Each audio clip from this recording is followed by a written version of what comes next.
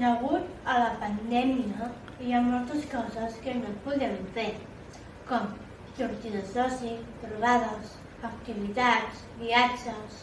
Hi ha companys i companyes que han perdut a familiars, la feina, on deixat els pisos compartits, on vivíem amb altres persones de l'associació. Hem continuat mantenint el contacte amb les persones a través de la plataforma Zoom, WhatsApp i videotrucades. I estem al dia de tot a través de les notícies i les xarxes socials.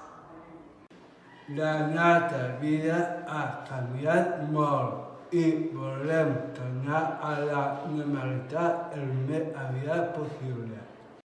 Hem continuat lluitant i defensant els nostres drets i no hem parat. Per continuar aconseguint els nostres objectius i els nostres projectes de vida.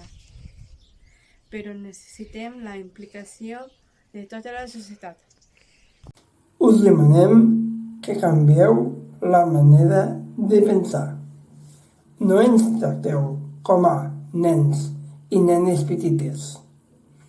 Som persones adultes.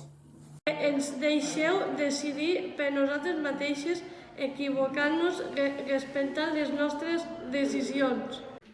Que ens doneu la confiança per expressar el que pensem i sentim.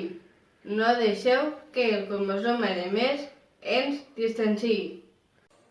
Demanem que ens desperti el dret a néixer. No som tan diferents. Tenim ganes de retrobar-nos i tenir a compartir bon moment,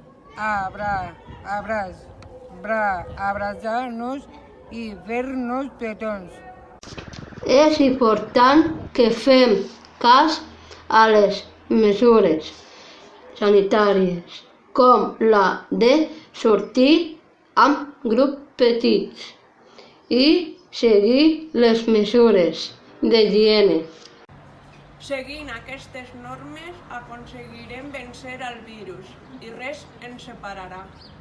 Volem que es separi el meu com som més.